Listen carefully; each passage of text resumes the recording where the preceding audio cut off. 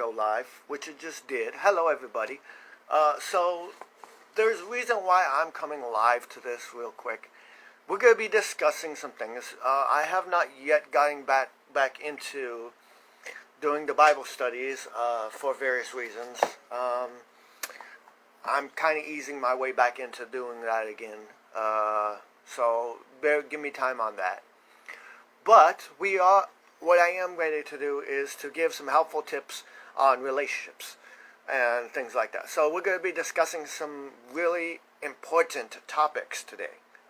So here's what we're going to be discussing. The first topic is called ultimatums and relationships. And we're going to be discussing why ultimatums are bad, when they are good, and how they damage a relationship. Okay? So let's start by pulling out 3 reasons why giving an ultimatum is the death wish to your relationship. Okay? When you are negotiating for a car or a house, you are taught to offer a price with which you are comfortable and then walk away without looking back. This is how you bring the power back to yourself rather than taking it away from the opposing party. When this might work for negotiations with tangible objects, I have found that it never works with dealing with intangible relationships. The main reason to giving an ultimatum is to claim the power of the relationship. While many think that one person in the relationship holds more power than another, I like to believe that is an equal balance of power is possible, just difficult to attain.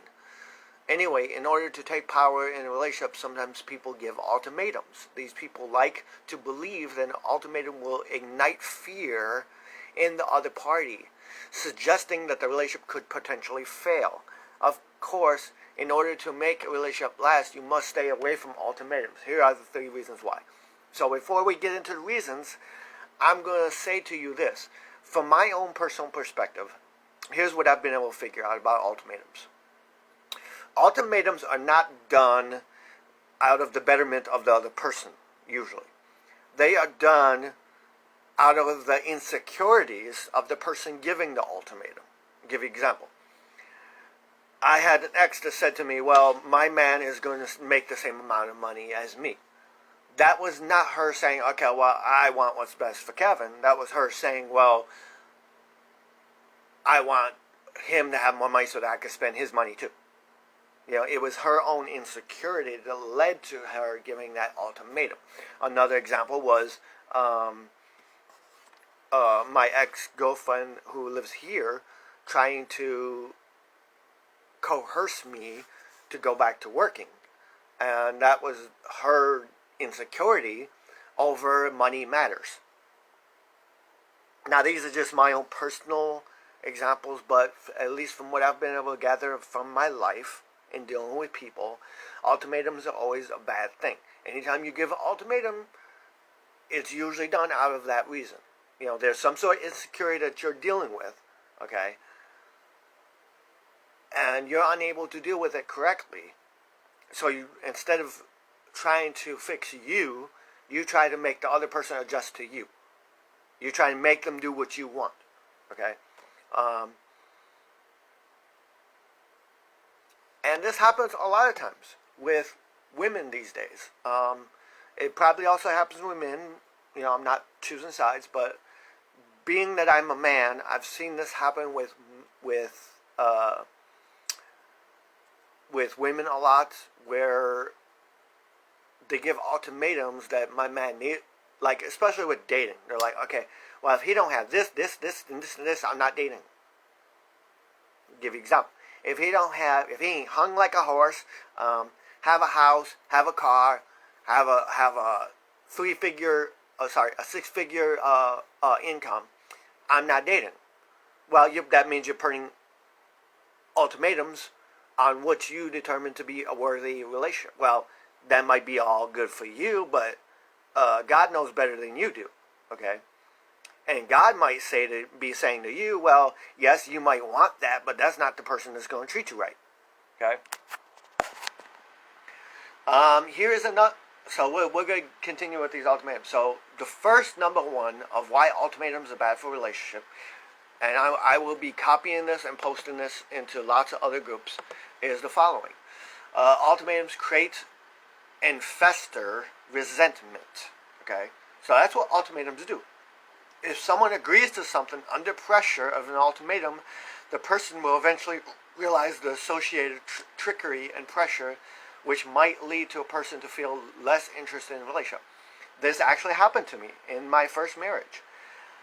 I was given an ultimatum. Kevin, you either divorce or you move to Missouri. I was a dummy. I moved to Missouri instead of staying where I was. I fell into that ultimatum. An ultimatum is basically saying you either do this or this is the consequence. Now, no, it's big difference between that and what you do with kids, which is they do an action, they get a punishment. It's not the same thing. Okay. Ultimatums are more about trying to trick the person and pressure the person into things.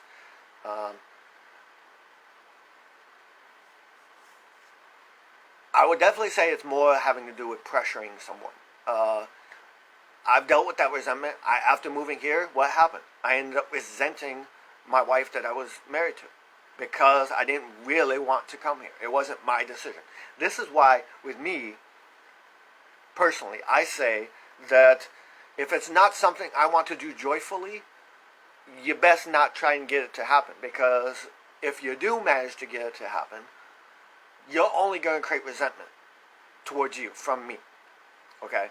And this is what I'm talking about. So pressuring someone to be in a relationship or making a person do something he or she doesn't want to do is never a good strategy. Amen. I've had numerous people say, go back to work, Kevin, go back to work, go back to work. I said, I'll go back to work when I'm good and ready to go back to working, when that happens. But I'm going to be wise about it. If I can go back to work in the future, it's going to happen on my time, when I'm ready for it to happen. It won't happen when other people want it to happen. And I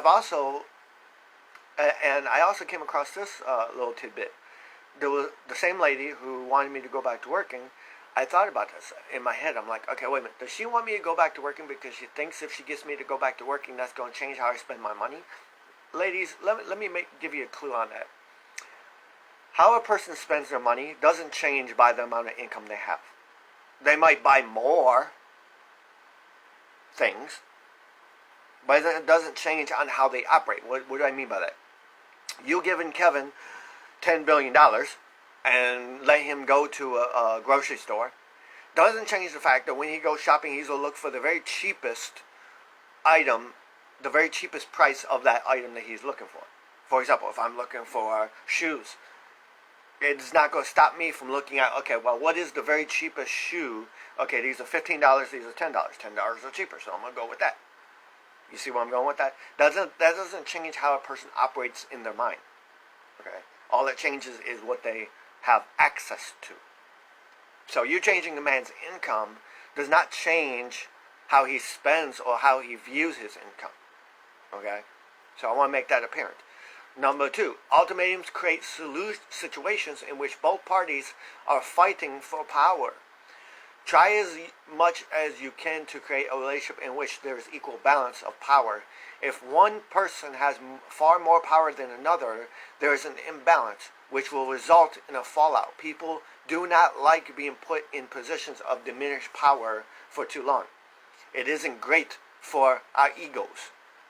It's not that we necessarily enjoy playing these power games, but sometimes we end up playing them due to misguided intentions. Stay away from them. They are just not worth it.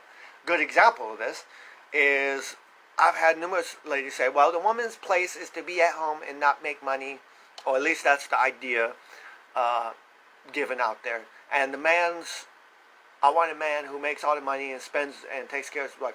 Now this I've seen happen a lot of times with African ladies, where they have this custom where the guy's to pay all the things so that the woman. But here's the question about that. Let me pose a question to you, okay? If he's paying all your bills, if he's paying all your things, what's to keep him from lording that over you?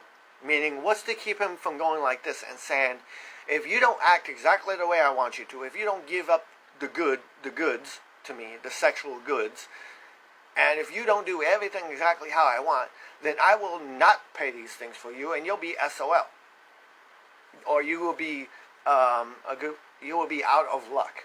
But SOL is meaning something different. But you will be out of luck, because by doing that, you're giving him power over you. Okay, and you're putting yourself in his hands to control you. Okay, and this is why I don't personally believe in that. I believe, as a man, that I'm meant to be with a woman who can stand on her own 2 feet. Why? Because I can respect a woman who can do that. And 2 is, if we're going to lead the household, it's not just going to be me leading the household. It's going to be the 2 of us leading the household together as a team. Okay? So that's number 2. Number 3, lastly, ultimatums create negativity in relationships. All of us aspire to be in relationships that are full of positive energy, as no one wants to be constantly surrounded by negativity. Eventually, if you create too much negativity, your loved one will not want to be around you quite so much, and you will find excuses to stay away. This is never a good thing for a relationship. Instead of giving ultimatums, try to find a conclusion that will make both parties happy. A good version of that would be compromise. Though many people aren't so much into compromises because they hinder you from getting exactly what you want, compromises allow you to get partially what you want, which is great. Compromises eliminate resentment. As both parties are left to sacrifice, so there is no power struggle. Compromises create relationships that possess long-lasting promise, which is what all of us are ultimately looking to have. Compromise can be a tough concept to grasp. Guigners, I have no clue what that is, have learned that individualism and want everything immediately. They've learned about individualism. But we don't like the idea of compromise. However, compromise is important in any successful relationship, especially the ones that last for that desired happily ever after.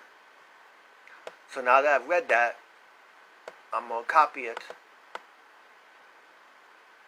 Actually, no. I'm going to leave it for now because I got to do it in a different section. So that's the thing with that. So now we're going to move to the next page, which says 3 hard truths about women who give ultimatums. Now, ladies, I'm going to warn you, you might hear some things about yourself that you might not like to hear. So I'm just saying, if you play these games, you're going to hear something. If you think giving your partner an ultimatum will solve an issue in your relationship, you're wrong. Ultimatums will cause more issues before ever resolving the current ones. And this is true. And if you want to learn about this, get a book called Manifest Him, Powerful Prayers for Your Future Husband. There are plenty of women who believe that dishing out an ultimatum will get their man in line. That's the first misconception, that you have the power to control your man. You might have heard this statement: lady, put your man on a leash. It don't work. I'll give you an example. My ex-wife tried that with me. She said, and I'm going to get blunt here, just so you guys know. So there's going to be some language that you might not intentionally like, but I'll try to PG-13 it for you, okay? My ex-wife said, you know what, Kevin? If you don't do what I want you to do,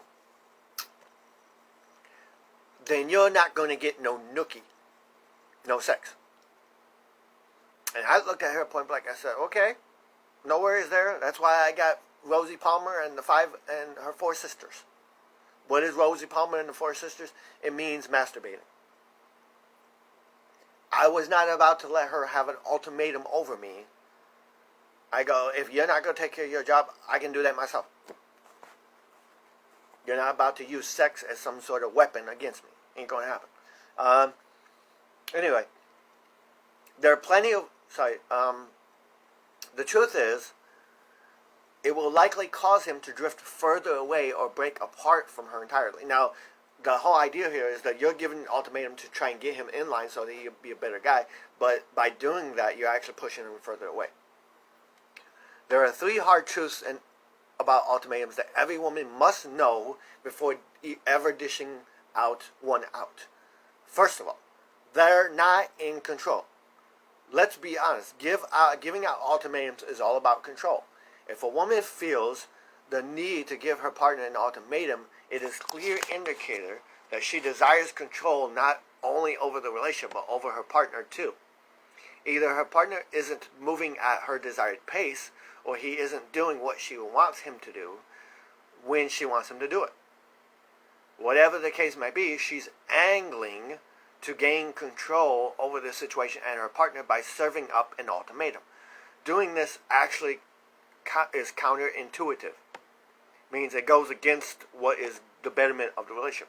Simply by making an ultimatum, a woman is showing that she doesn't have control within the relationship. In fact, the ultimatum will serve to place even more control in the man's hands. Why? Because ultimately, he will be the one deciding whether to comply with her demands or to leave her and the relationship behind.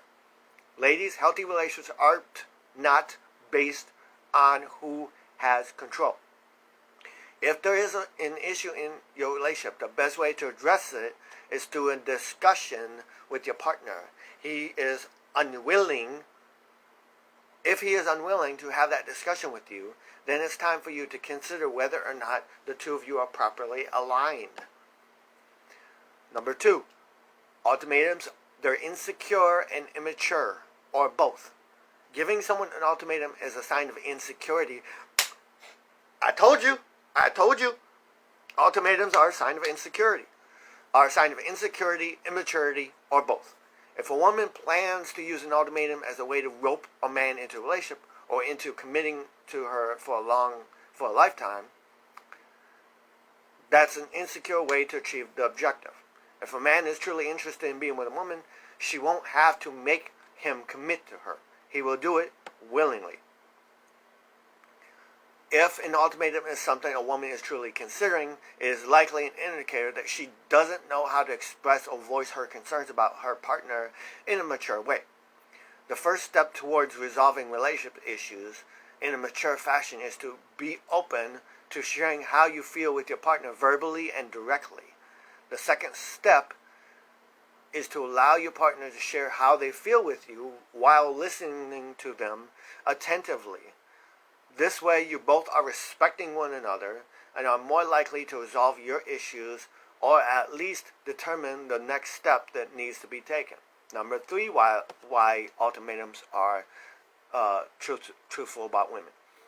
They're with the wrong man. If a woman is secure, mature, and isn't seeking to control her partner in their relationship, but feels that issuing an ultimatum is a last-ditch effort to get her relationship back on track, there is a strong possibility that she is with the wrong man. Sometimes a woman can be doing everything in her power to make a relationship work, but the issue isn't with her. If a woman is not properly aligned with a man, issues are not only going to rise within the relationship, but they are going to persist. In such cases, a woman must take time to consider all of the things she needs, desires, and expects in a partner. Then seriously assess whether or not the man she is currently with is capable and willing to meet her needs, desires, and expectations.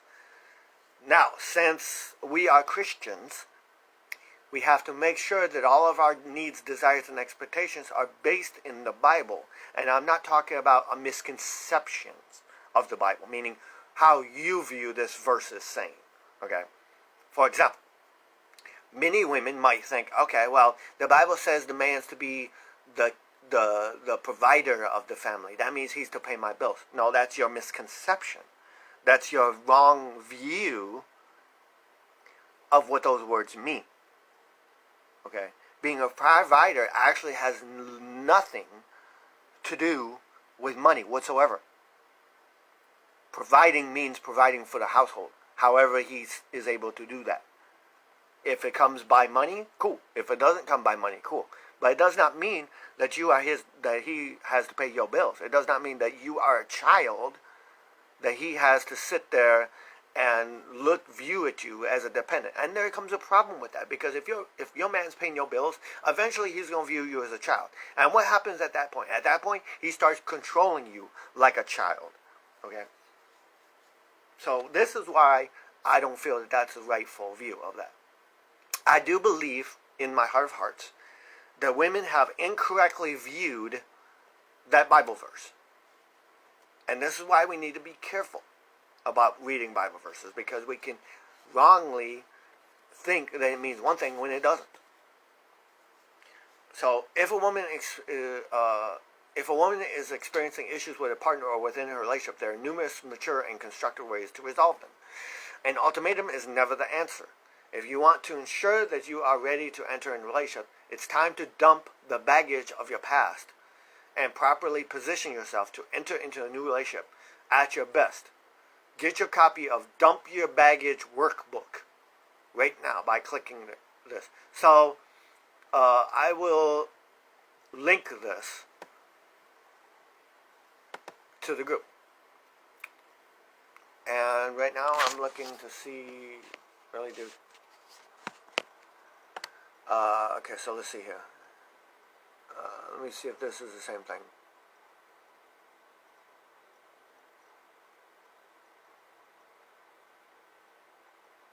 Huh. Yeah, this is just a little bit of talk, but it doesn't really help anything about it. So let's look at what Google has to say. 5 ultimatums in a relationship that are actually healthy.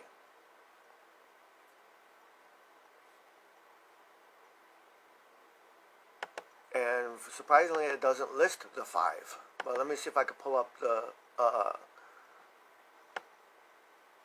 5 different ones.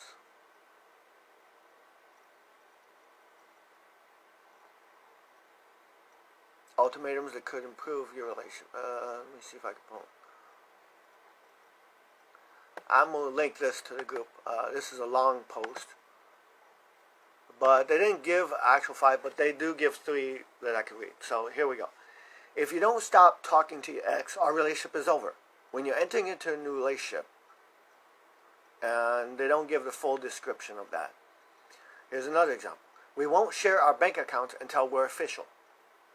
This is very normal demand, trust me.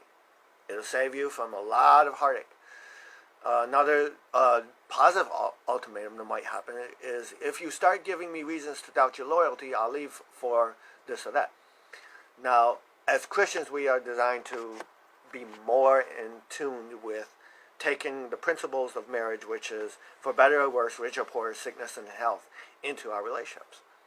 But the gist of the whole reading that we're doing right now is the fact that ultimatums are negative to a relationship. An ultimatum is basically you not getting what you want. So you're trying to force it by pressuring the other person to give you what you want, by giving some sort of consequence if they don't give you what you want. Okay? So we already read that.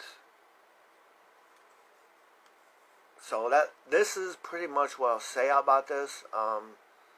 I'll save this and pull it up more and try and pick it apart later. But now that we're saying that, so now we're going to jump onto a different topic. So we just discussed ultimatums in this in this video talk. We discovered some healthy views of ultimatums. If you don't stop abusing me, my husband, I'm going to leave you. And I'm going to separate from you because you're not treating me right. Good ultimatum. Bad ultimatum. If you don't make the money that I want you to make, you're going to go make this money or I'm going to leave you. Bad ultimatum. So now we're jumping onto something that was in this book, The 5 Love Languages, which is something called coercion of fear. The broad definition of coercion is the use of express or implement implied threats of violence or reprisal as discharge from employment or other intimidating behavior that puts a person in immediate fear of the consequences in order to compel that person to act against his own will.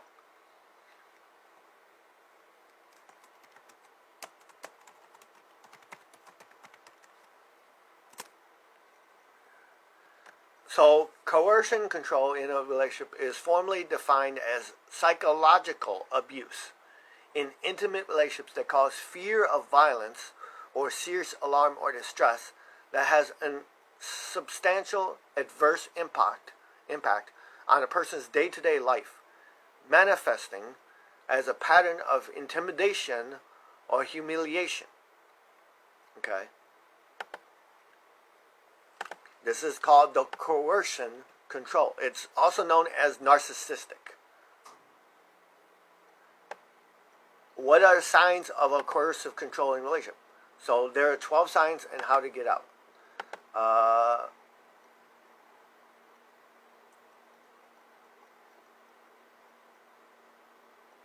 Now, most of the examples they give are in abusive relationships. Now, mind you, ladies, there are abusive relationships that are more specifically physical, then there's abusive relationships that are mental. You can abuse, I've been abused mentally by my ex-wife, okay? You can be abused. So we're going to talk about some of the key signs that you're in a coercive relationship. Number one, they isolate you from your supportive systems. A control partner, well, this is literally something that's going on with me and with my sister right now. Her husband is pulling her away from all of her family. A controlling partner will try to cut you off from your friends, family, and limit contact with them so you don't receive their support. Here are a few ways they do this. They suggest shared phones and social media accounts for convenience. They move. Ooh, I love this. I definitely got to share this to the group. They move you far away from your family so that it's hard to visit them. They fabricate lies about you to others. They monitor all your phone calls with your family and cutting the line off if anyone tries to intervene. They convince you that your family hates you and doesn't want to talk to you.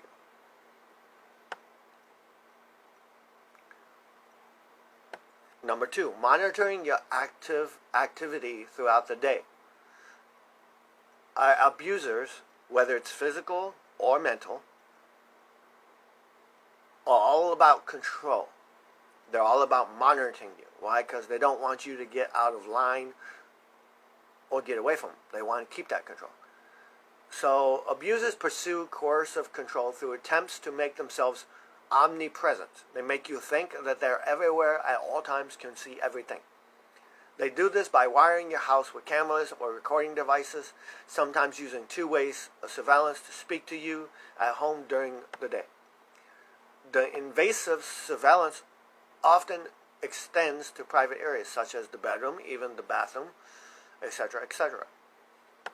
Number three, they deny you freedom and autonomy. Someone exerting coercive control might try to control your freedom of movement and independence. Some methods includes not allowing you to go to work or school, restricting your access to transportation, stalking your every move when you're out, or taking your phone and changing all your passwords. Number four of signs is gaslighting. The abuser might always be right. The abuser must always be right, and they will force the victim to acknowledge this. One of the biggest tricks to someone who abuses you mentally is not that they're controlling you. That's not the biggest one. The biggest one is they make you think it's your fault. They make you think that the problem is you. I'll give you an example. Let's take someone who's physically abusing you. Okay? They'll look at you and probably you might hear this come out of their mouth. Ooh, if you didn't make me so angry, you just make me want to hit you all the time. It's your fault. If you would just stop making me so angry. You see the game there? They're trying to pin their responsibility on you. That it's your fault. When it's not. They're in control of themselves. And you have to make sure that you understand that concept. That you're not responsible for their actions. They are. Doesn't matter what kind of actions they do. They are. So, an example. Say your partner comes home from work expecting dinner to be served. They might say, they said they wanted steak before they left. When you serve steak, they might throw it on the floor, scream at you, and yell, okay, that they wanted burgers, claiming you are too stupid to follow simple directions. You then find yourself questioning your own memory, apologizing, and remaking the dinner. I really feel really sorry for any woman that's going through this. It's another one. Here's one that I dealt with in my marriage. Name-calling and put-downs. Malicious put-downs, name-calling, and frequent criticism are all forms of bullying behavior. They're designed to make you feel unimportant and deficient. A PhD says a PhD of criminology and expert in domestic abuse. Number 6. They limit your access to money. The controlling finances is a way of restricting your freedom and ability to leave the relationship. Some ways that they'll try to exert financial control include placing you on a strict budget that barely covers the essentials such as food and clothes. And this is another thing, ladies, that I was trying to tell you earlier about. Let's say you get with a guy that pays all your bills.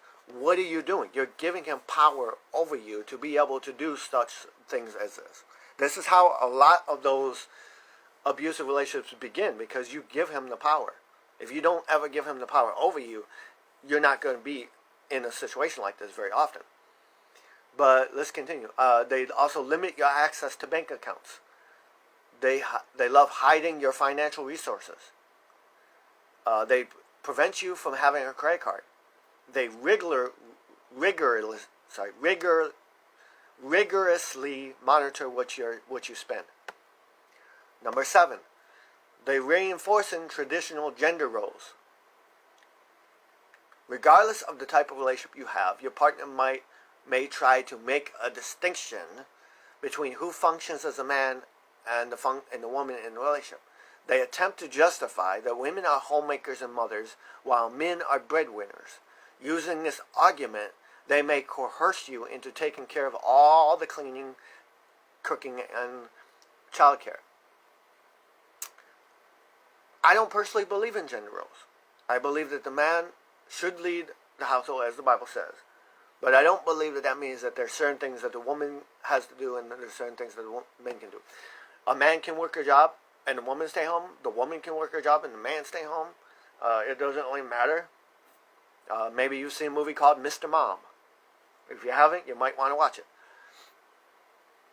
8, turning your kids against you. If you have children, either with the abuser or someone else, they might try to weaponize the children against you by telling them that you're a bad parent and belittling you in front of them. This is another thing my kid's mom did. The attitude can create a rift in the relationship between you and your kids and may make them feel powerless. This is also something that happened, unfortunately, as I grew up. Both sides of my family were basically saying the other side was the one at fault. And I found out later on that it was actually both people who were not perfect and they were having problems. In other words, both sides made mistakes. Both sides made errors of judgment and such things. Number 9 that they do, signs of coercion. They're controlling aspects of your health and body. They monitor and control how much you eat, sleep, or time you spend in the bathroom. Your abuser might require you to count calories after every meal or adhere to a strict exercise regimen. They may also control which medications you're allowed to take and whether you go for medical care or not. You may feel as though you're always walking on eggshells and that your body is no longer your own. And this is by the way, this is a trick. So this is another thing for you ladies. Not only do ladies take Bible verses incorrectly, men do it as well. How do I mean? They see that verse that says, "Wives, submit to your husbands," right? And they think that automatically says that a woman is to do everything that the man says without question. Wrong. Because right after that verse, it says, "Men, love your wives as Christ loved the church." And Christ loved the church not by telling the church what to do, but by sacrificing for that church and giving up his life for that church. Number 10, ways of knowing you're in a coercive control relation. Jealously complaining about the amount of time you spend with your friends or family, both on and offline, is a way of them to phase out and minimize your contact with the outside world. The whole objective of one of these things with the coercive is they want to remove as much support from your life as possible. They want you to be exiled from everybody as much as possible. They might also do this in an effort to make you feel guilty. Okay? They get jealous. You're supposed to be loyal to me. You're supposed to be my number one. Your attention is supposed to be on me and me alone. Forget your family. Number 11, regulating your sexual relationship. Abusers might make demands about the times you have sex each week and the kinds of activities you perform. They may also demand you take sexual pictures or videos of you and refuse to wear a condom. The victims may come to an understanding that if they do not comply with their perpetrators' demands or desires, then they might face significant consequences. People who control you, yes, eventually they get into that realm of controlling your bedroom as well. Now, guys do this. There are guys out there who do this. They basically think to themselves, okay, well, since she's my property, since my body is hers and hers are mine, but they focus more on her body being mine, that means I can go and get that sex from her whenever I want it if I'm married to her. Wrong. Rape is always rape. It doesn't matter whether you're married to a person or not. If she doesn't want it, you're raping her. If he doesn't want it, you're raping him. Just letting you know. Number 12, threatening your children or pets. According to the Hamilton, if physical, emotional, or financial threats don't work as desired, your abuser may try to use threats against others in an attempt to control you. For example, your kids or your pets might be at risk. This can look like making violent threats against them, threatening to call social services and saying you're neglecting or abusing your child when you're not, intimidating you by threatening to make important decisions about your kids without your consent, or threatening to kidnap your children or get rid of your pet. So coercive control is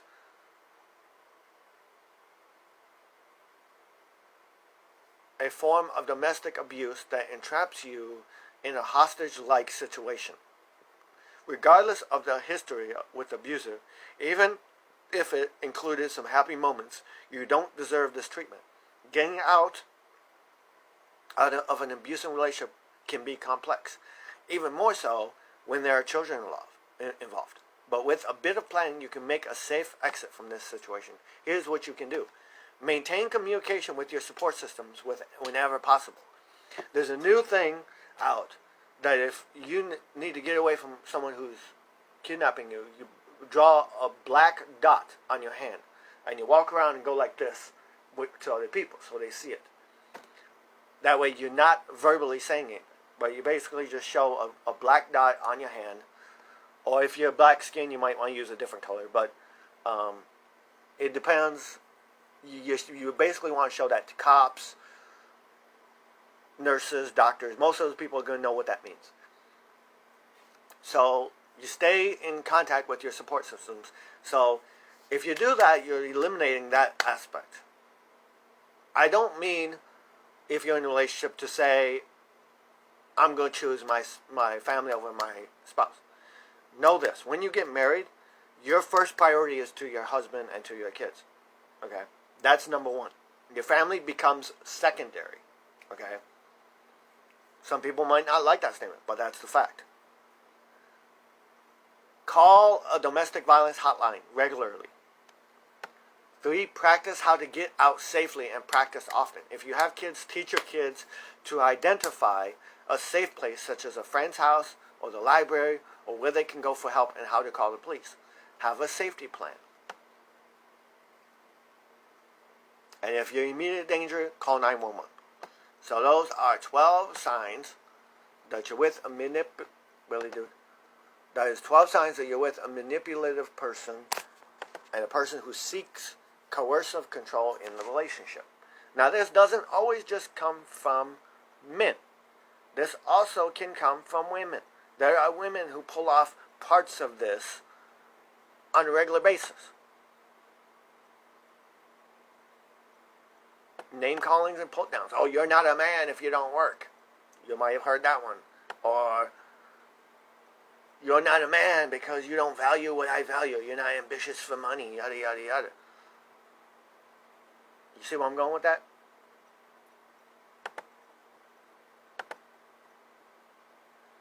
So that's number 2. So now we're on to the one that I really want to talk about, which is called manipulation of guilt. Now, the 5 love languages lists that particular saying in this way. It says, if you love me, you will do this for me. And that is the thing that uses, the statement that it uses to show you one example of manipulation of guilt. The whole idea of manipulation of guilt, from what I've been able to gather, is that the whole idea is that they're trying to guilt trip you into doing what they want you to do. And if you don't do it, then they look down on you for it. They'll say something like, you don't love me. Good example of this. Here's one that women might know. If he loves me, he will pay for my flight and visa. Smile on their face. Why? Because they know they're doing a manipulation of guilt. Or maybe they don't. Manipulation and guilt. The technique preferred by people who get offended for everything. As children, we have been taught to apologize. We were told it was a good sign of manners. And it is likely that on one or more occasions during a childhood we apologized without being fully aware of what we have done wrong. Okay?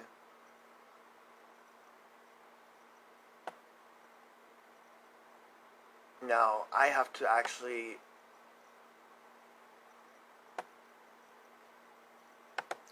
pull up some things because there's parts in here that deal with families, like parents being manipulative and other things like that.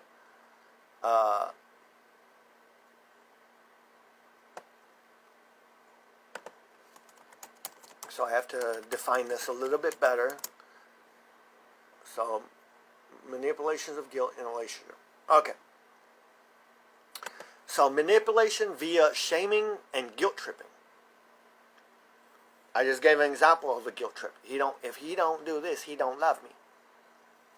Use the so here's what we're gonna read.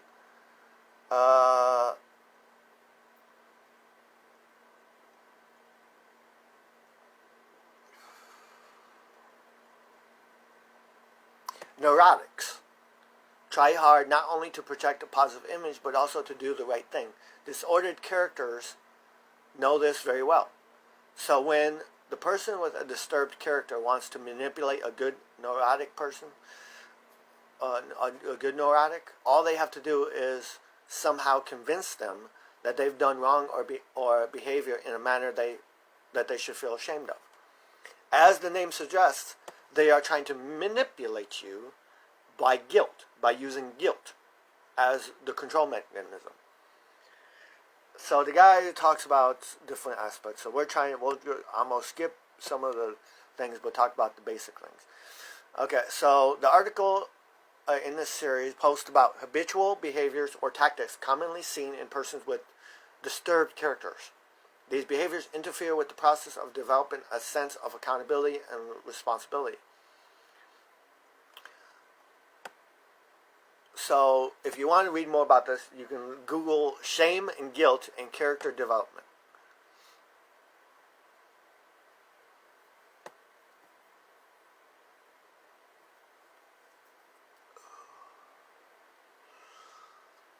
I'm going to try and get to the more aspects of it.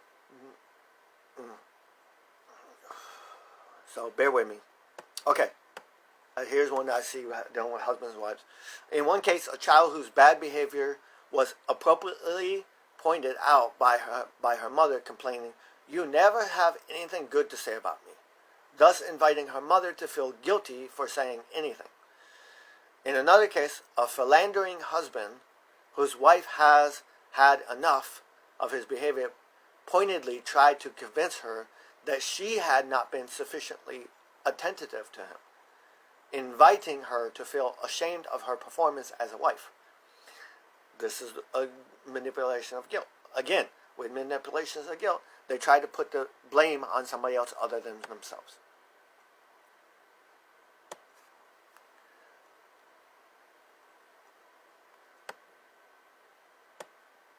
So I'm going to bookmark this because there's not really a whole lot. This has more to do with just the mental side of things. But you can look it up. I will link it in the group.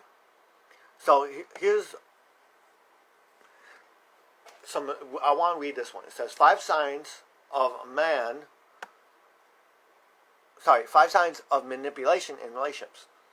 The worst part about being manipulated in a relationship is that quite often you don't even know it's happening. Manipulative people twist your thoughts, actions, wants, and desires into something that better suits how they see the world. And they mold you into someone that serves their own purposes. Scary, right? Now pay attention to that. I want you to pay attention to that specific sentence that was just said in the reference of dating. Okay? They mold you into someone that serves their own purposes. And I've seen this happen a lot with women. Women go, okay, well, I need this, and this from a man in order to be happy. And they're not talking about like, I need love, I need support, I need communication. They're talking about, in this realm, I'm specifically talking about things like 6-figure job, home, hung like a horse, etc., etc. All these things that don't really pertain to a happy marriage, right? But in their mind, they have twisted things to thinking that they have to mold the person. And this is why I say, in dating today, people don't date you for who you are. They date you for who they think they can turn you into. Okay? If you're dating someone, don't allow yourself to be changed into someone that you're not. What do I mean by that? What I don't mean is that you're in a relationship so everything in your life has to stay exactly the same. I'll give you an example. I know that when I marry someone, eventually I'm going to move out of here. So I'm not going to be able to live here, stay here in this tiny little one-bed efficiency apartment and think I'm going to have a wife and kids, more kids. You know what I mean? Or even a wife or marriage. Eventually I'm going to have to trust and move out and move in with the woman that I'm with. Okay? Certain things in your life are going to change when you're in a relationship versus when you're not. That's apparent. What I'm more referring to is how you are built mentally and emotionally as a person. Okay? Those things should never change. The only things about them that should change is for the better. And it should only ever happen when you're ready for it to happen. I'll give you an example. I remember trying to convince my mother to quit smoking day after day after day. And here's what she told me. Kevin, this is years later. She goes, Kevin, the more you pushed me or the more you bugged me about quitting to smoke, the more I wanted to smoke. Years later, she finally quit smoking. And now she's smoke-free. Thank God. Okay? But it wasn't anything I did. In fact, me trying to push it to happen on my time, because I wanted my mom to be healthy, it might have been a good intention, but it was on my time. You know what I mean? My mom wasn't ready for it at that point.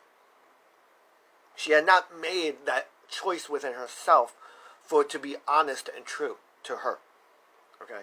You need to stay true to who you are as a person always. The way you're built, the way you think, the way you feel about things, the way, what you value, what you don't value, what your likes are, what your dislikes are. Okay? These are things that should never change about you. If they do change, it should be at your decision, not at someone else's.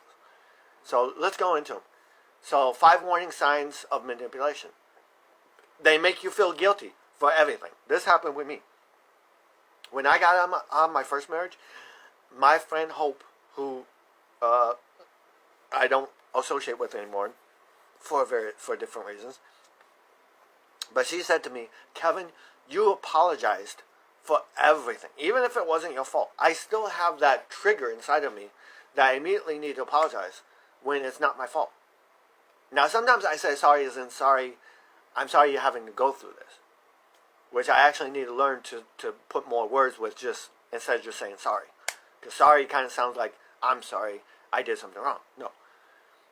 But for the longest time, at least for a year or two, I was constantly apologizing for everything. Manipulation always starts with guilt. If they can convince you to feel guilty for your actions, even when you're done nothing wrong, then they know you'll be willing to do what they say. I mean, sure, I guess dinner was okay. It wasn't what I was hoping for, and I would rather have it done something different, but I guess as long as you're happy, it's all that matters. I love you, and it's important to me that you're happy, even if that means setting aside what I want. See what they did there? How they turned that around to you. On the surface, they make it seem like they're a loving partner, but spoiler alert, guilt is not love.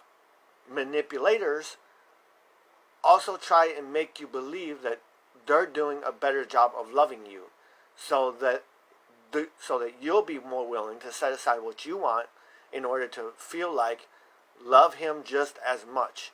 It's a sick mind game. It's not a competition. Don't compete.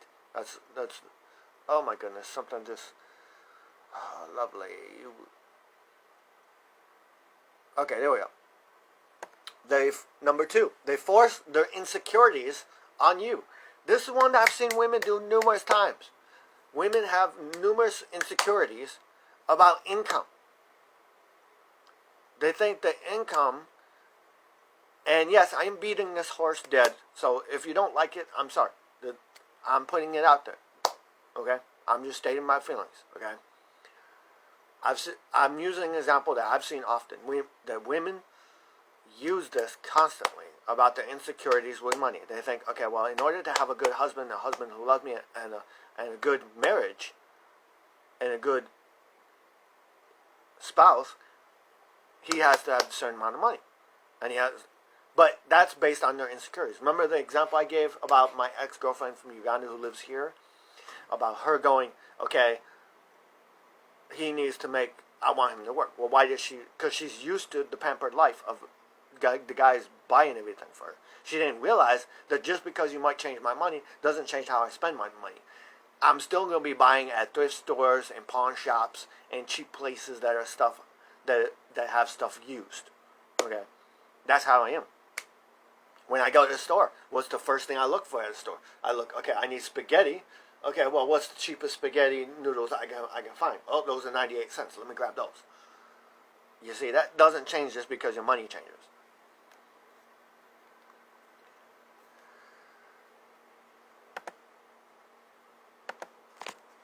Manipulators will often force their insecurities on you in an effort to control how you react towards them.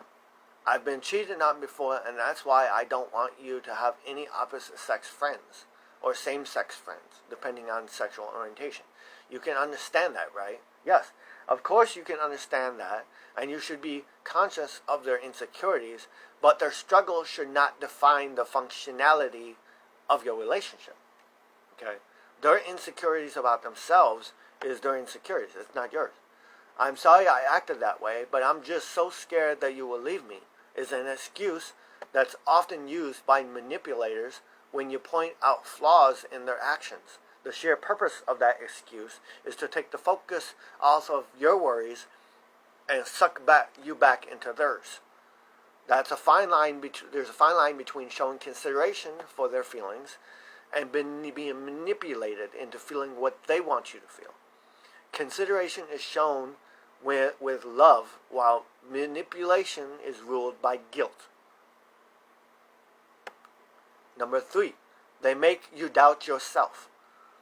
Want to know why it's so easy for them to manipulate? Because they're brainwashing you to the point where you no longer trust yourself.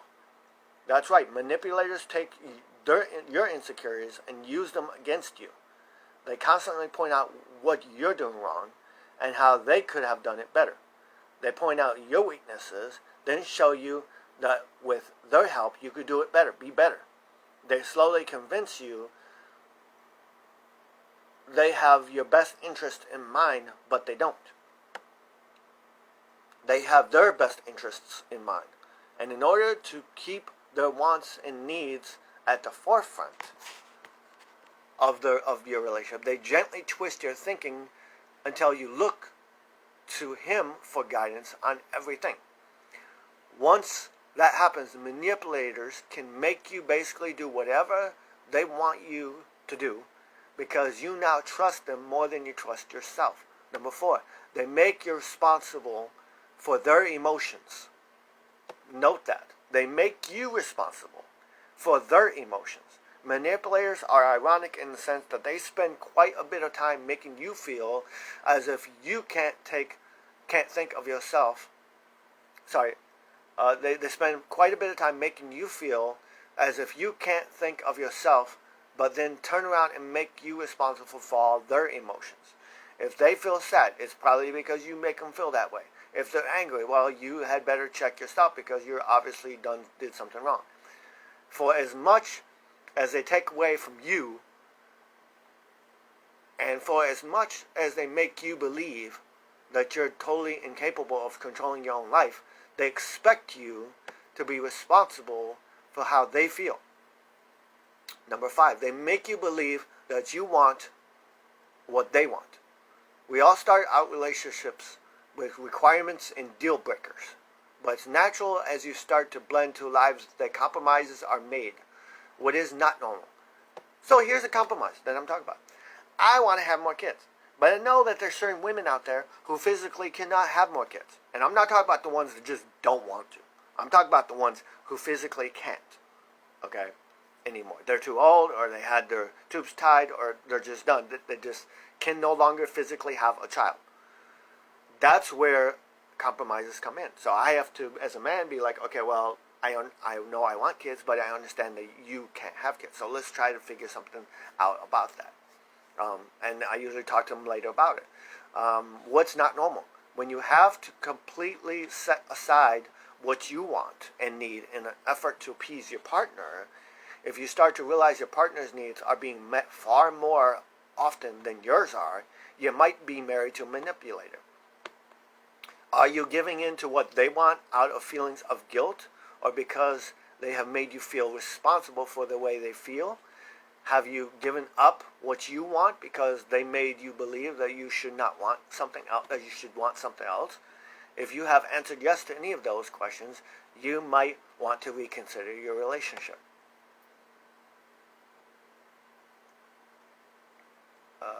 Let's see. And that's the end of that thing. I will try to look more about that of manipulations of guilt for you guys, but let's see, here's one.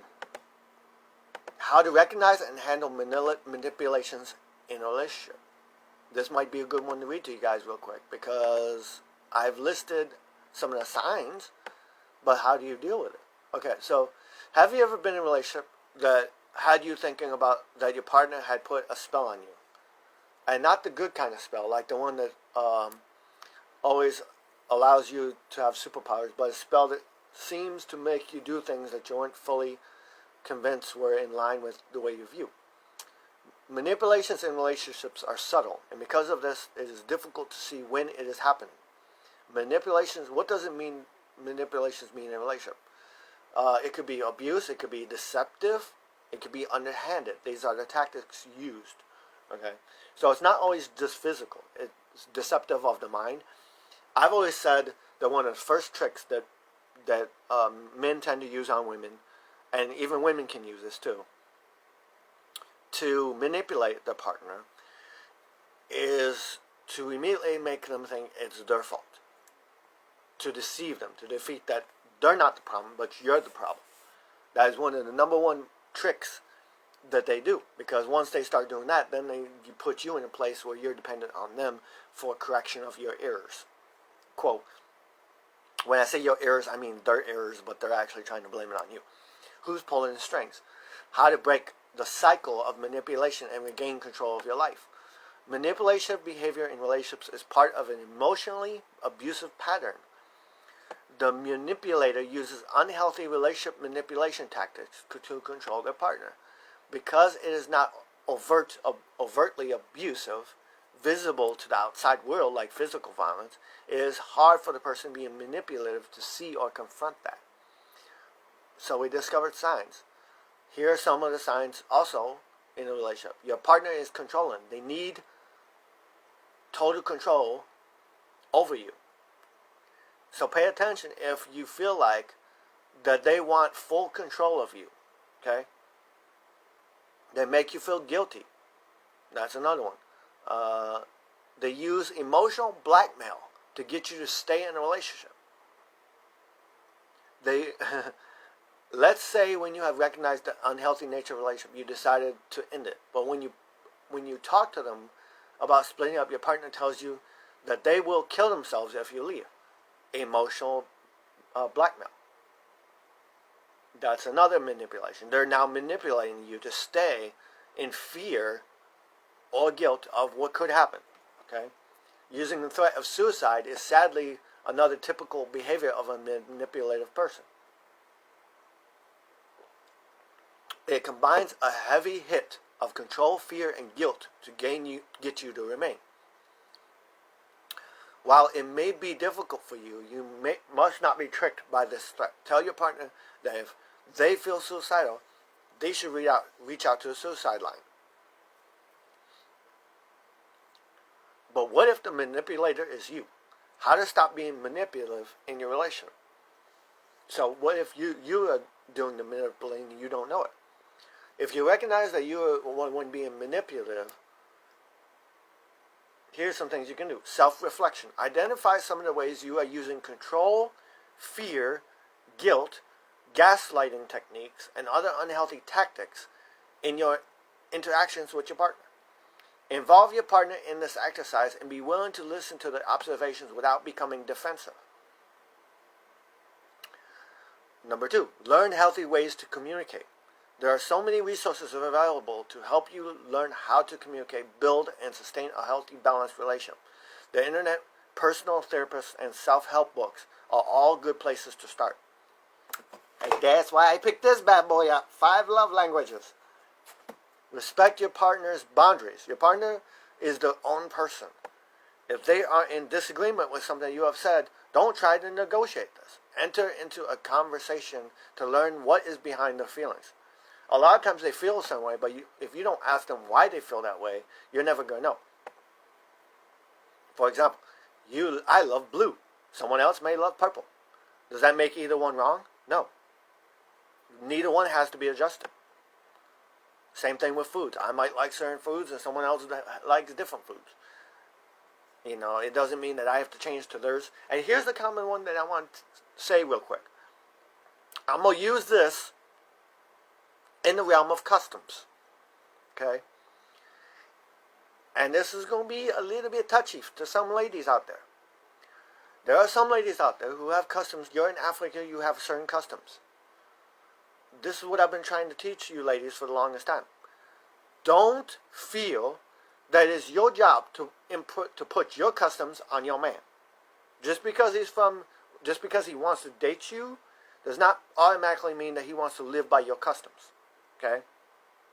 If he's from another country, you best believe he's got a different set of customs. Even if he's in the same country, he still might have a different set of customs. Okay? The point is everyone has something that is good for them. And for you to try to remove that and replace it with something that's good for you, it might be good for you, but it might not help them. Okay? Let me give an example. Let me give you 2 people, right? One person is secretly allergic to shrimp, for example. or anything having to do with shellfish. Okay, I'm using that as an example because that's what I'm allergic to. If you're not allergic to it, you could give to one person shrimp and they'll love it and they'll be happy tummy, right? But you give it to the other person, what's going to happen? They're going to get sick, go to the hospital, have all sorts of problems. Why? Because what's good for that person is not good for the other person. Okay?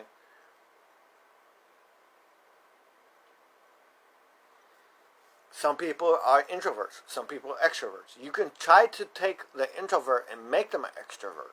Okay? But the problem with that is that they're always going to be introverted. Okay? That's the way they're always going to be. In other words, ladies, don't try to turn the person into what you view a man should be based on your customs. Okay? Allow that person to be who they are based on how they've been built. Okay? Allow them freedom to be themselves with you. The point is you're not trying to make them into a version of you. You're trying to allow them to be the version of themselves. Okay?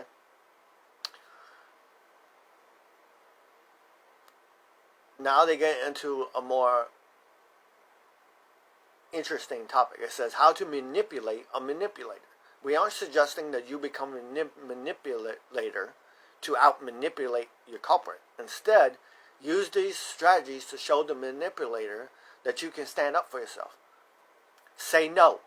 Don't negotiate when they try to use fear, guilt, or other manipulative tactics to convince you to do something.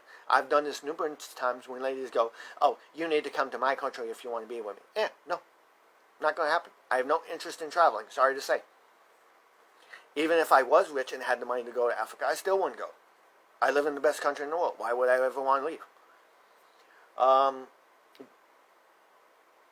Number 2, be firm with your boundaries. I have another book called Boundary Lines.